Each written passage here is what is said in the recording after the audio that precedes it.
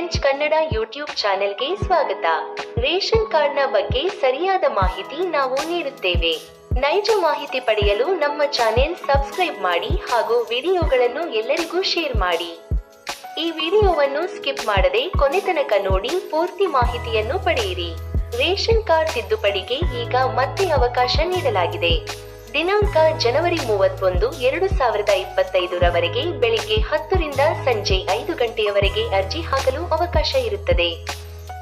ಈ ಸಮಯದಲ್ಲಿ ರೇಷನ್ ಕಾರ್ಡ್ಗೆ ಹೆಸರು ಸೇರ್ಪಡೆ, ಹೆಸರು ತೆಗೆಯುವುದು, ಆಧಾರ್ನಲ್ಲಿ ಇದ್ದಂತೆ ಹೆಸರು ಹಾಗೂ ಫೋಟೋ ಬದಲಾವಣೆ, ವಿಳಾಸ ಬದಲಾವಣೆ, ನ್ಯಾಯಬೆಲೆ ಅಂಗಡಿ ಬದಲಾವಣೆ ಮುಂತಾದ ತಿದ್ದುಪಡಿಯನ್ನು ಮಾಡಬಹುದಾಗಿದೆ. ಹೊಸದಾಗಿ ರೇಷನ್ ಕಾರ್ಡ್ ಮಾಡಲು ಈಗ ಅವಕಾಶ ಇರುವುದಿಲ್ಲ.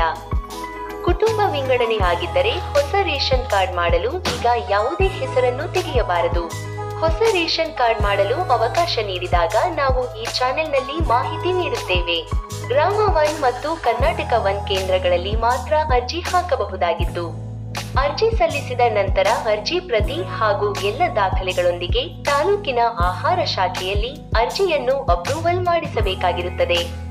ಆಹಾರ ಶಾಖೆಯಲ್ಲಿ ಅರ್ಜಿ ಅನುಮೋದನೆಗೆ ಜನವರಿ ತಿಂಗಳಲ್ಲಿ ಬೆಳಿಗ್ಗೆ 10 ರಿಂದ ಸಂಜೆ 5 ರವರೆಗೆ ಸರ್ವರ್ ತೆರೆಯಲಾಗಿದ್ದು, ಈ ಸಮಯದಲ್ಲಿ ತಿದ್ದುಪಡಿಯಾದ ರೇಷನ್ ಕಾರ್ಡ್ ಪಡೆದುಕೊಳ್ಳಬಹುದು.